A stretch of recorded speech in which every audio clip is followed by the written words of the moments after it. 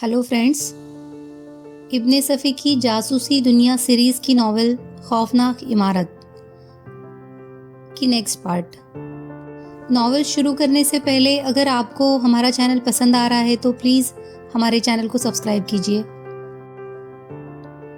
रात अंधेरी थी और आसमान में स्याह की टुकड़ी चक्कर लगाते घूम रहे थे।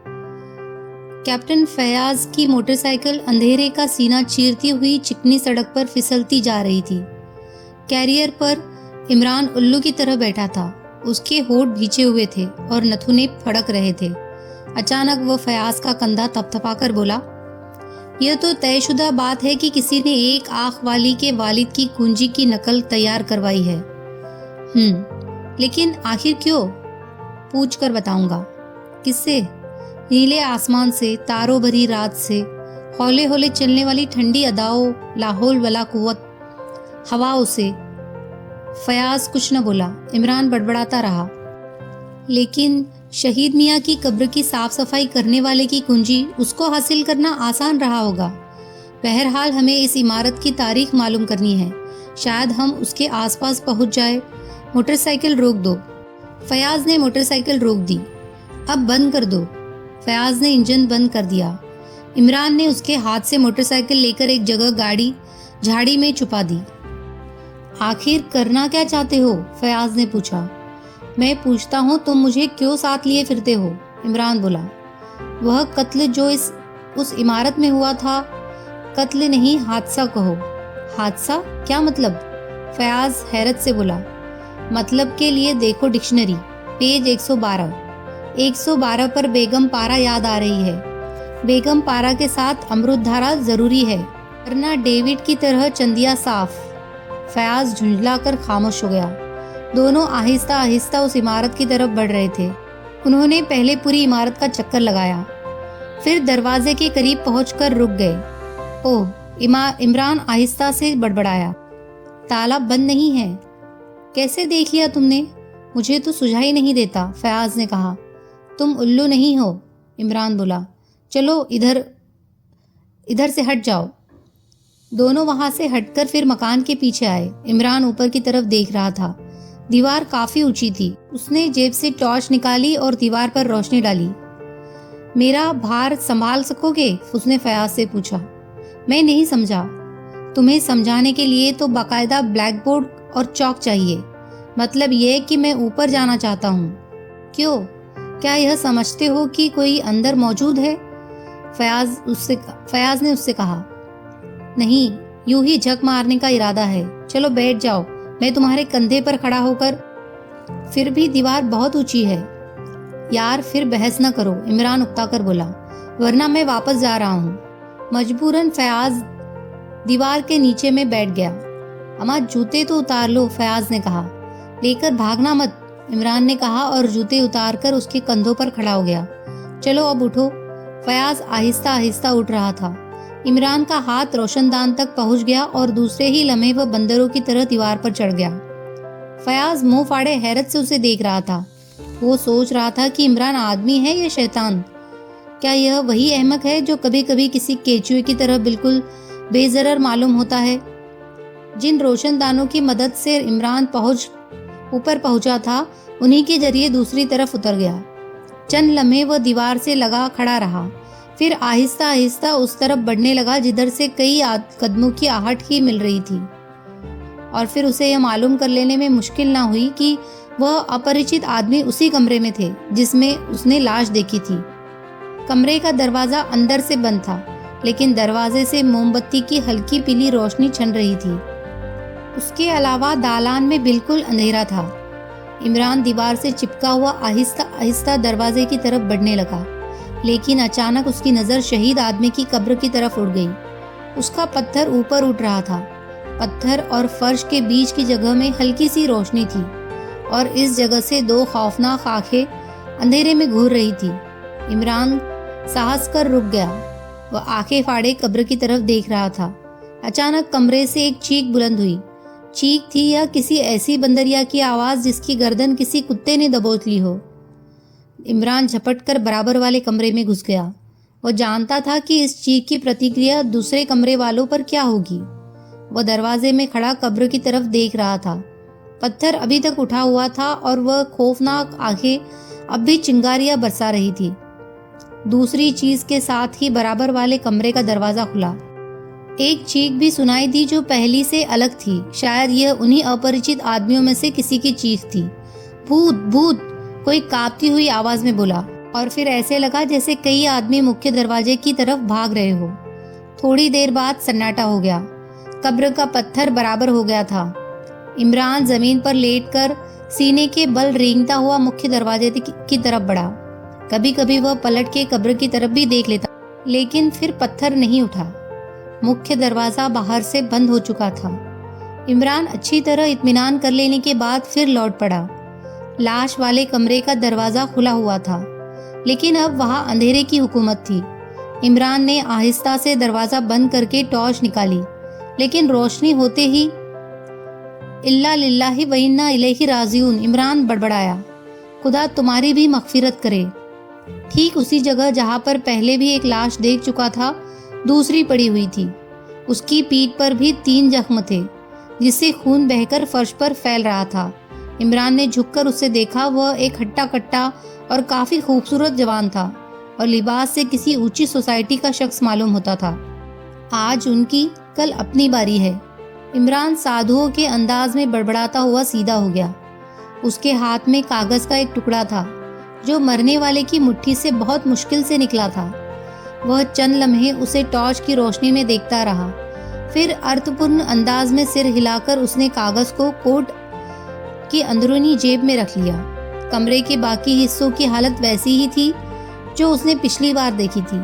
कोई खास फर्क नजर नहीं आ रहा था। थोड़ी देर बाद में पिछली दीवार से नीचे उतर रहा था। आखिर रोशनदान पर पैर रखकर उसने छलांग लगा दी। तुम्हारी यह खुसूसियत भी आज ही मालूम हुई। आहिस्ता से बोला, क्या अंदर किसी बंदरिया से मुलाकात हो गई थी? आवाज पहुंची थी यहाँ तक? इमरान ने पूछा। हाँ, लेकिन मैंने इस तरफ बंदर नहीं देखे। इनके अलावा कोई दूसरी आवाज? हाँ, शायद तुम डर के चीखे थे, फयाज बोला। लाश इसी वक्त चाहिए या सुबह? इमरान ने पूछा। लाश? फयाज उछल पड़ा। क्या कहते हो? कैसी लाश? किसी शायर ने 2 गजला अर्ज कर दिया है। ए दुनिया के अक्लमंद अहमक, साफ साफ कहो, फयाज झुंझला कर बोला। एक दूसरी लाश, 3 जख्मों का फासला 5 इंच। पोस्टमार्टम की रिपोर्ट के मुताबिक की गहराई में बराबर निकलेगी। यार बेवकूफ मत बनाओ, फयाज परेशान होकर बोला। जज साहब, आदि कुंजी मौजूद है, अक्लमंद बन जाओ, इमरान ने खुश्क लहजे में कहा। लेकिन ये हुआ किस तरह? उसी तरह जैसे शेर होते हैं। अक्लमंद बन जाओ, इमरान ने खुश लहजे में कहा। लेकिन ये हुआ किस तरह? उसी तरह जैसे शेर होते हैं। लेकिन ये शेर मुझे भर्ती का मालूम होता है, जैसे मीर का यह शेर। मीर के दिनों मजहब को क्या पूछते हो? अब उनने तो कशका खींचा, देर में बैठा कब का तर्क इस्लाम किया। भला बताओ, देर में क्यों बैठा, जल्दी क्यों नहीं बैठ गया? देर नहीं, दैर है, यानी बुत खाना, फयाज ने कहा।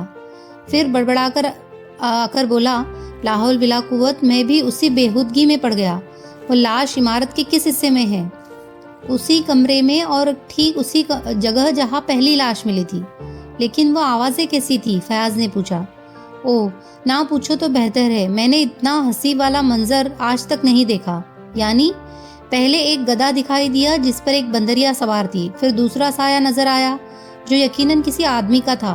अंधेरे में भी गधे और आदमी में फर्क किया जा सकता है। क्यों, तुम्हारा क्या ख्याल है? ये अफसोस है कि तुम हर गैर संजीदा हो रहते हो। यार फयाज, सच कहना, अगर तुम एक आदमी को किसी बंदरिया का मुंह चूमते देखो तो तुम्हें गुस्सा आएगा या नहीं? फिजूल वक्त बर्बाद कर रहे हो तुम। अच्छा चलो, इमरान उसका कंधा थपथकाता हुआ बोला। वे दोनों सदर दरवाजे की तरफ आए। क्यों खामखा परेशान कर रहे हो? फयाज ने कहा। कुंजी निकालो। दरवाजा खोलकर दोनों लाश वाले कमरे में आए। इमरान ने टॉर्च रोशन की, लेकिन वह दूसरे ही लम्हे इस तरह सिर सहला रहा था जैसे दिमाग पर अचानक गर्मी पड़ गई हो। लाश गायब थी।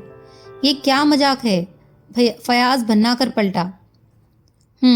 बाज अक्लमंद शायर भर्ती के शेर अपनी गलतियों से निकाल दिया करते हैं। यार इमरान ने, पास आया तुम्हारी मदद से। मगर मेरी जान, यह लो देखो, नक्श फरियादी है किस शौकिये तहरीर का। लाश गायब करने वाले ने अभी खून के दाग धब्बों का कोई इंतजाम नहीं किया। मिर्जा इफ्तिखार रफ़ी सौदा या कोई साहब फरमाते हैं, कातिल हमारी लाश को तशहीर दे ज़रूर, आइंदा ताने कोई किसी से वफा करे। फयाज झुककर फर्श पर फैले हुए खून को देखने लगा। लेकिन लाश क्या हुई? घबराए हुए लहजे में बोला।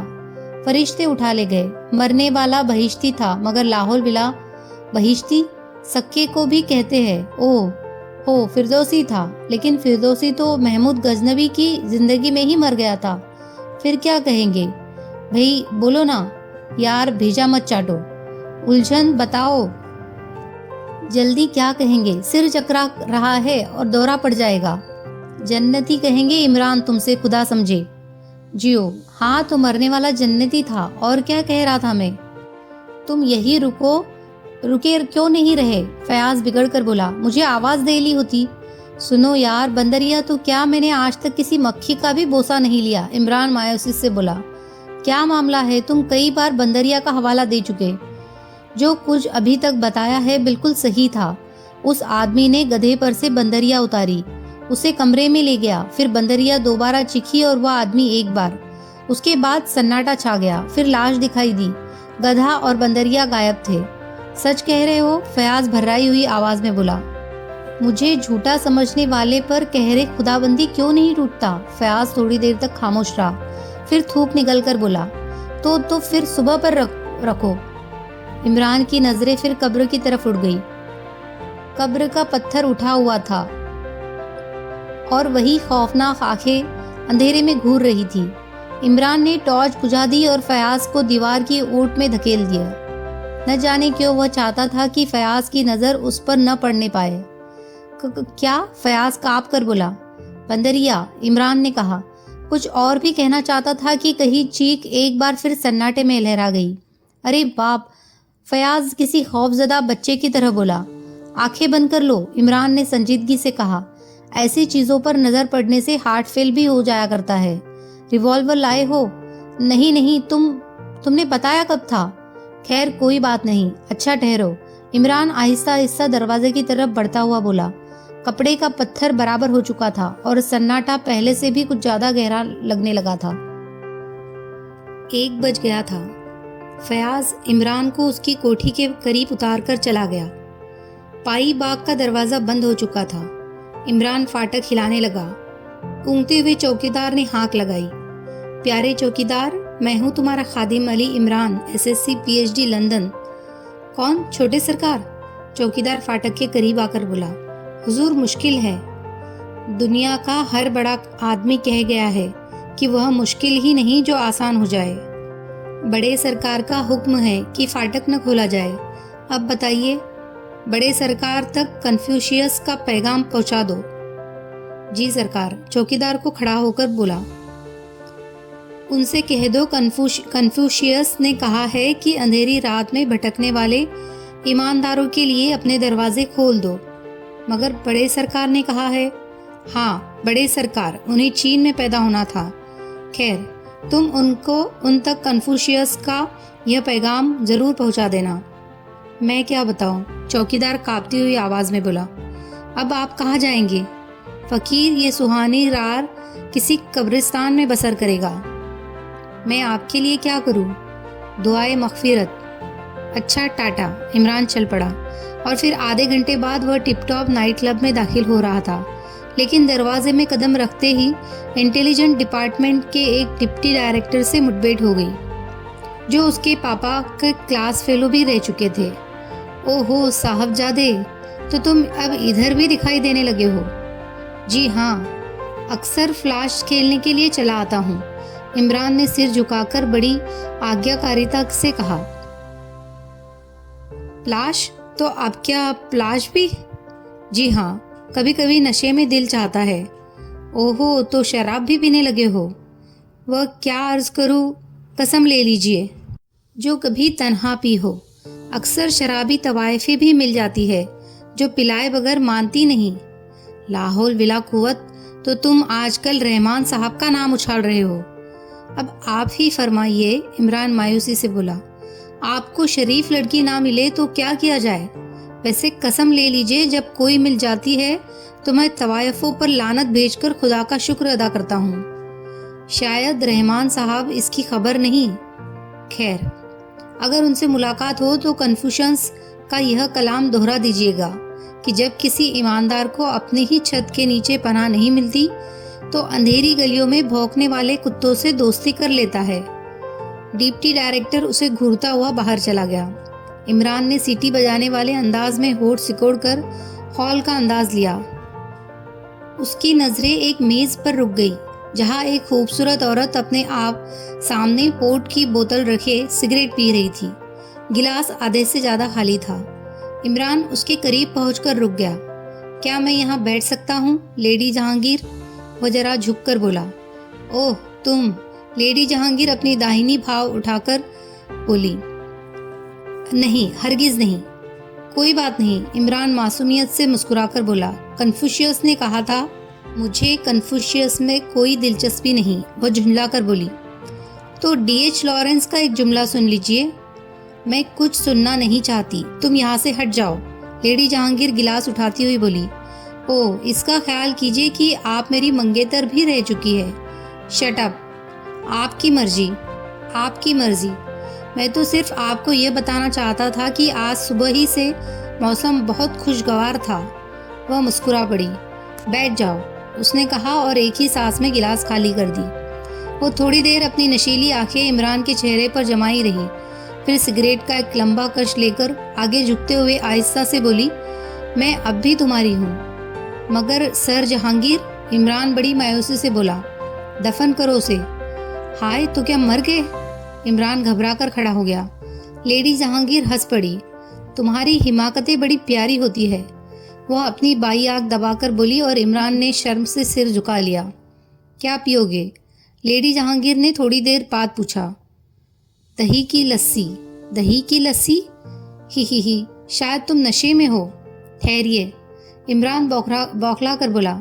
मैं 1 बजे के बाद सिर्फ कॉफी पीता हूँ, 6 बजे शाम से 12 तक रम पीता हूँ। रम? लेडी जहांगीर ने मुंह सिकोड़ कर बोली। तुम अपने टेस्ट के आदमी नहीं मालूम होते, रम तो सिर्फ गवार पीते हैं। नशे में ये भूल जाता हूँ कि मैं गवार नहीं हूँ। तुम आजकल क्या कर रहे हो? सब्र, इमरान ने लंबी सांस लेकर कहा। तुम जिंदगी के किसी हिस्से में भी संजीदा नहीं हो सकते। लेडी जहांगीर मुस्कुराकर बोली। ओह, आप यही समझती है? इमरान की आवाज बेहद दर्दनाक हो गई। आखिर मुझ में कौन से कीड़े पड़े हुए थे कि तुमने शादी से इनकार कर दिया था? लेडी जहांगीर ने कहा।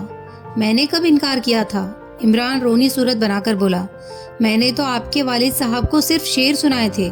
मुझे क्या मालूम था कि उन्हें शेरो शायरी से दिलचस्पी नहीं, वरना मैं नस्र में गुफ्तगू करता। वालिद साहब की राय है कि तुम परले सिरे के अहमक और बदतमीज हो, लेडी जहांगीर ने कहा। और चूंकि सर जहांगीर उनके हम उम्र है, लिहाजा। शट अप, लेडी जहांगीर भन्ना कर बोली।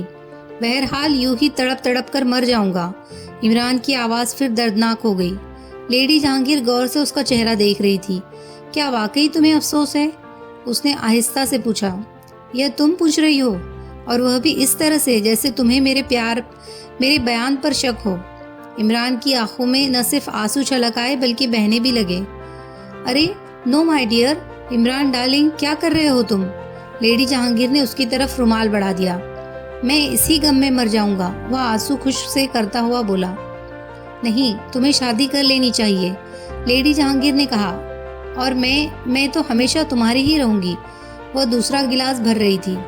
सब यही कहते हैं, कई जगह से रिश्ते भी आ चुके हैं। कई दिन हुए जस्टिस फारूक की लड़की का रिश्ता आया था, घर वालों ने इनकार कर दिया, लेकिन मुझे वो रिश्ता कुछ कुछ पसंद है। पसंद है? लेडी जहांगीर हैरत से बोली।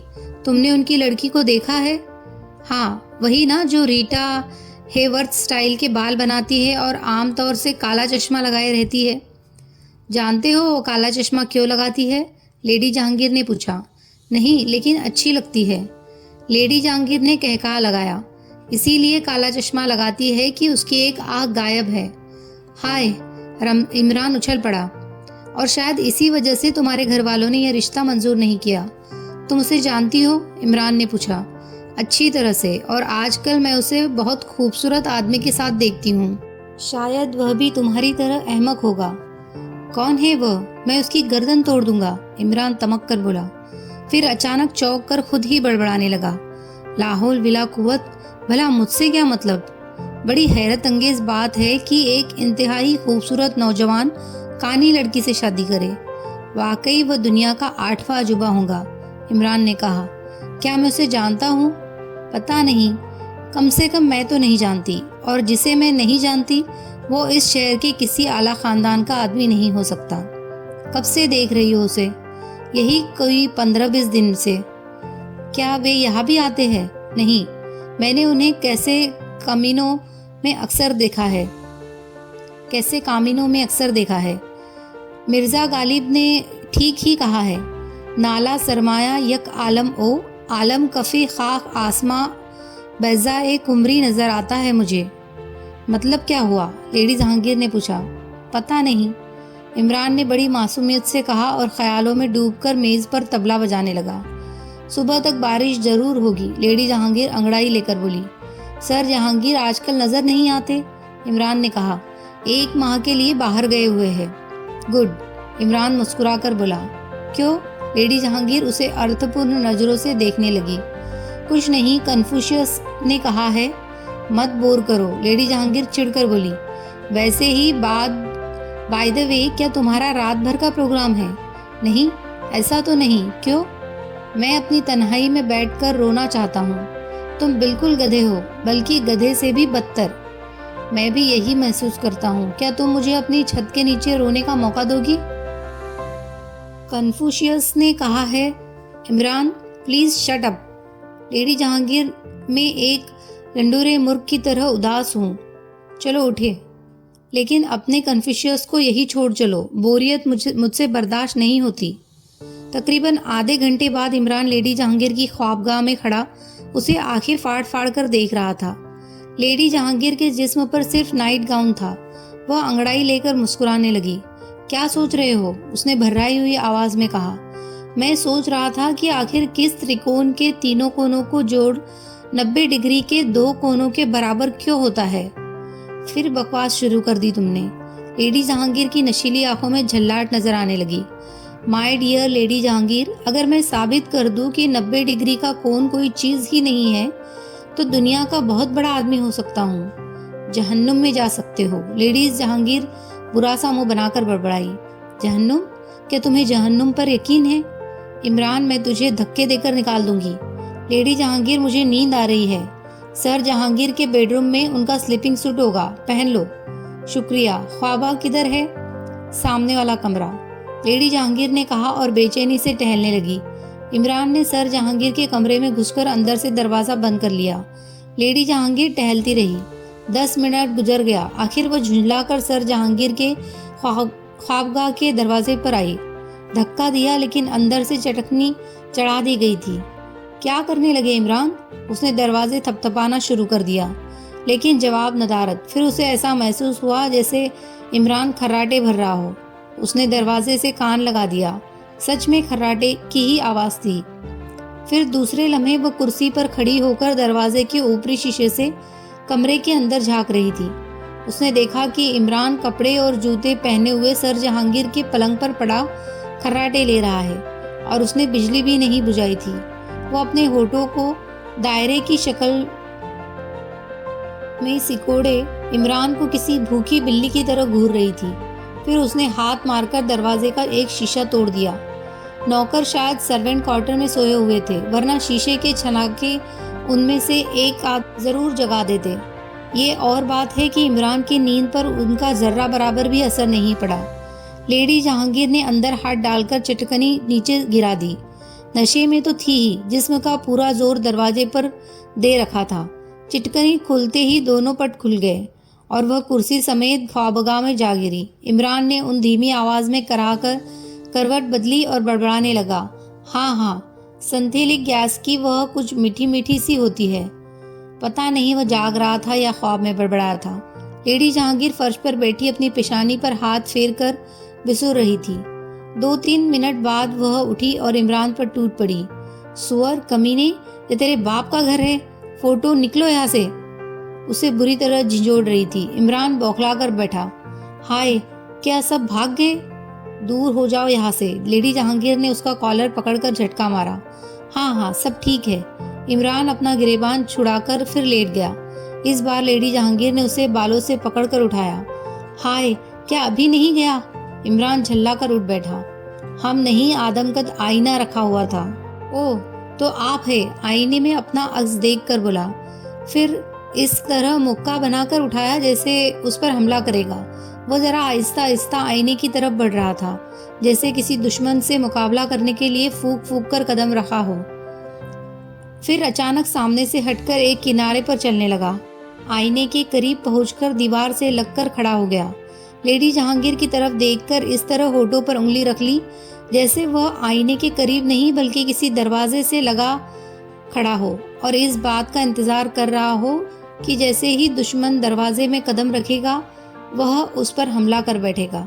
लेडी जहांगीर हैरत से आंखें फाड़े उसकी यह हरकत देख रही थी, लेकिन इससे पहले कि वह कुछ कहती, इमरान ने पैतरा बदलकर आईने में घुसा रसीद कर दिया। हाथ में जो चोट लगी तो ऐसा मालूम हुआ जैसे वह यकायक होश में आया हो। लाहौल विला कुव्वत, वह आंखें मलकर बोला और खिसियानी हंसी हंसने लगा। और फिर लेडी जहांगीर को भी हंसी आ गई, लेकिन वह जल्दी ही संजीदा हो गई। तुम यहाँ क्यों आए थे? ओह, मैं शायद भूल गया, मैं शायद उदास था। लेडी जहांगीर, तुम बहुत अच्छी हो, मैं रोना चाहता हूँ। मैं अपने बाप की कब्र पर रोना। निकल जाओ यहाँ से। Lady Jahangir, Confucius, shut up. Lady Jahangir इतनी जोर से चीखी कि उसकी आवाज भर्रा गई। बहुत बेहतर, इमरान आज्ञाकारिता के अंदाज में सिर हिलाकर बोला, गोया लेडी जहांगीर ने बहुत संजीदगी और नरमी से उसे कोई नसीहत की थी। यहाँ से चले जाओ। बहुत अच्छा, इमरान ने कहा और उस कमरे से निकलकर लेडी जहांगीर की ख्वाबगाह में चला गया। वह उसकी मसहरी पर बैठने ही जा रहा था कि लेडी जहांगीर तूफान की तरह उसके सिर पर पहुंच गई। अब मजबूरन मुझे नौकरों को जगाना पड़ेगा, उसने कहा। ओहो, तुम कहाँ तकलीफ करोगी, मैं जगा देता हूँ। कोई खास काम है? इमरान, मैं तुम्हें मार डालूंगी, लेडी जहांगीर दांत पीस कर बोली। मगर किसी से इसका जिक्र मत करना, वरना पुलिस। खैर, मैं मरने के लिए तैयार हूँ। अगर छुरी तेज ना हो तो तेज कर दूं? अगर रिवॉल्वर से मारने का इरादा है तो मैं उसकी रायन दूंगा। सन्नाटे में आवाज दूर तक फैलती है, अलबत्ता जहर ठीक रहेगा। इमरान, खुदा के लिए, लेडी जहांगीर बेबसी से बोली। खुदा, क्या मैं इस गुलामों के लिए भी अपनी जान कुर्बान कर सकता हूँ जो मिजाजे यार में आए? तुम चाहते क्या हो? लेडी जहांगीर ने पूछा। दो चीजों में से एक। क्या? मौत या सिर्फ 2 घंटे की नींद? क्या तुम गधे हो? मुझसे पूछती तो मैं पहले ही बता देता कि बिल्कुल गधा हूँ। जहन्नुम में जाओ। लेडी जहांगीर ने और न जाने क्या बकती हुई सर जहांगीर की ख्वाबगाह में चली गई। इमरान ने उठकर अंदर से दरवाजा बंद किया, जूते उतारे और कपड़ों समेत बिस्तर में घुस गया। यह सोचना कतई गलत ना होगा कि इमरान के कदम बिना मकसद टिप टॉप नाइट क्लब की तरफ उठ गए थे। उसे पहले से ही खबर थी कि सर जहांगीर आज को शहर में मुकीम नहीं है और वह यह भी जानता था कि ऐसे मौके पर लेडी जहांगीर अपनी रातें कहाँ गुजारती है। यह भी हकीकत थी कि लेडी जहांगीर किसी जमाने में उसकी मंगेतर रह चुकी थी और खुद इमरान की हिमाकतों की वजह से शादी नहीं हो सकी। सर जहांगीर की उम्र लगभग 60 साल जरूर रही होगी, लेकिन जिस्म की मजबूती के कारण यह बहुत ज्यादा बूढ़े नहीं मालूम होते थे। इमरान दम साधे लेटा रहा। आधा घंटा गुजर गया। उसने कलाई पर बंधी हुई घड़ी देखी और फिर उठकर ख्वाबगाह की रोशनी बंद कर दी। पंजों के बल पर चढ़ता हुआ लेडी जहांगीर की ख्वाबगाह के दरवाजे पर आया, जो अंदर से बंद था। अंदर गहरी नीली रोशनी थी। इमरान ने दरवाजे के शीशे के अंदर झांका। लेडी जहांगीर मसहरी पर औंधी पड़ी बेखबर सो रही थी। इमरान पहले की तरह एहतियात से चलता हुआ सर जहांगीर की लाइब्रेरी में दाखिल हुआ। यहाँ अंधेरा था। इमरान ने जेब से टॉर्च निकालकर रोशनी की। काफ़ी लंबा चौड़ा कमरा था। चारों तरफ बड़ी बड़ी अलमारियां थी और दरमियान में 3 लंबी लंबी मेज़ें। बहरहाल यह निजी लाइब्रेरी से ज़्यादा पब्लिक रीडिंग रूम मालूम होता था। पूर्वी सिरे पर लिखने की एक मेज़ थी। इमरान सीधा उसी की तरफ गया। जीत से वह पर्चा निकाला जो उसे उस खौफनाक इमारत से रहस्यमय तरीके से मरने वाले के पास मिला था।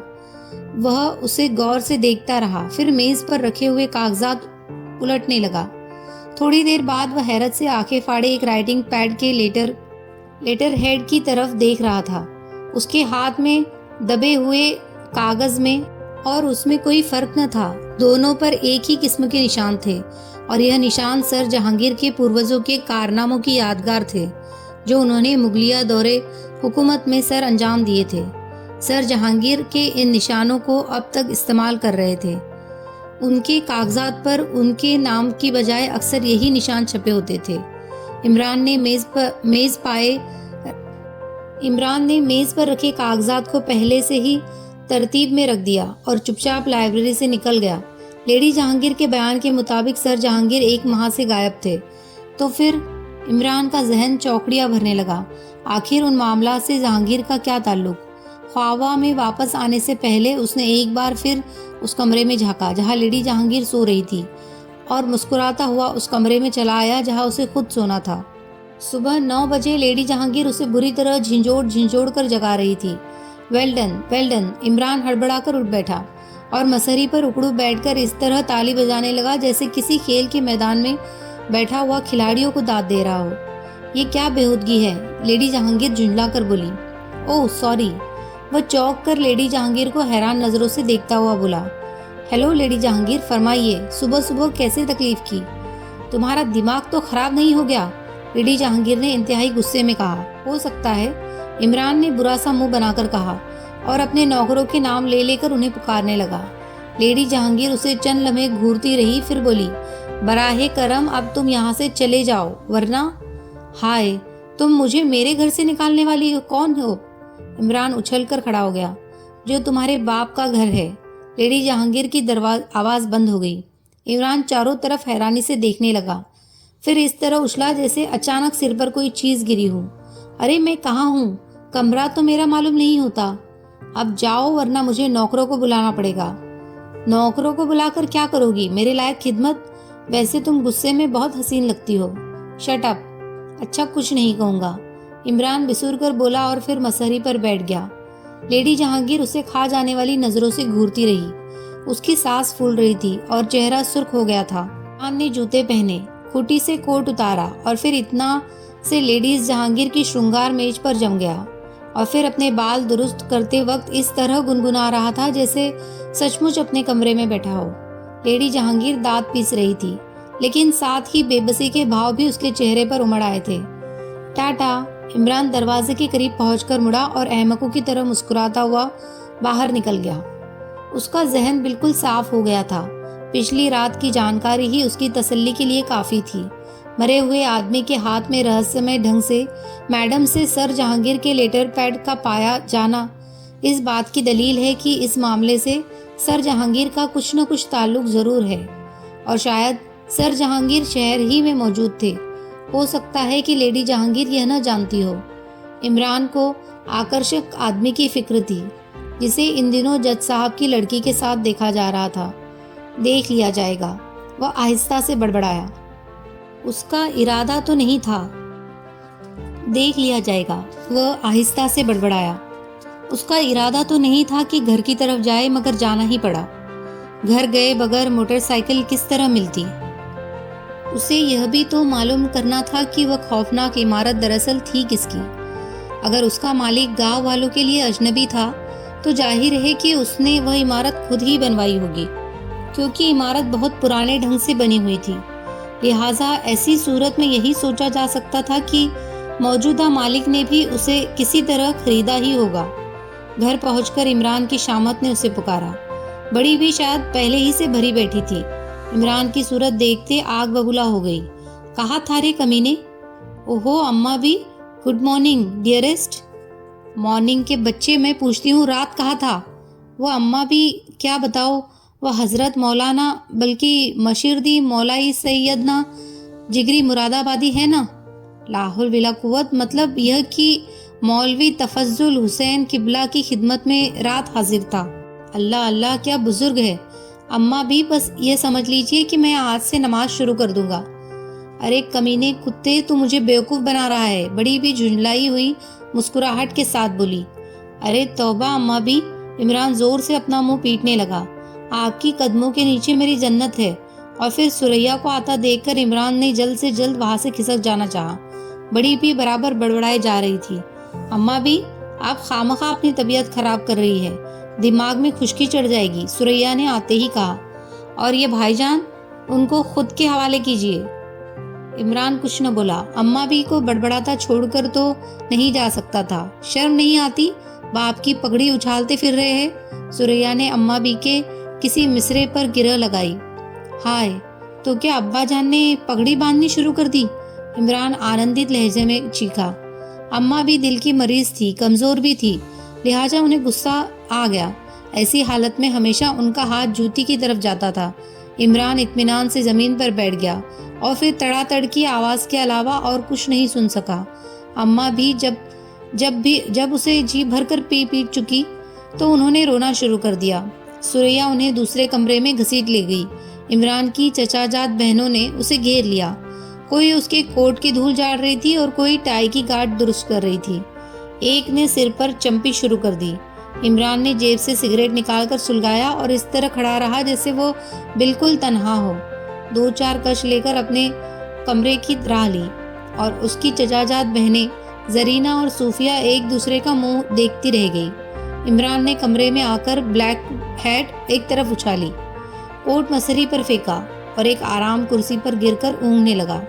रात वाला कागज अभी उसके हाथ में दबा हुआ था। उस पर कुछ हिंद से लिखे हुए थे, कुछ पैमाइशें थी। ऐसा मालूम होता था जैसे किसी बढ़ई ने कोई चीज करने से पहले उसके मुख्तलिफ हिस्सों के अनुपात का अंदाजा लगाया हो। जाहिर तौर पर उस कागज के टुकड़े की कोई अहमियत नहीं थी, लेकिन उसका ताल्लुक एक अज्ञात लाश से था।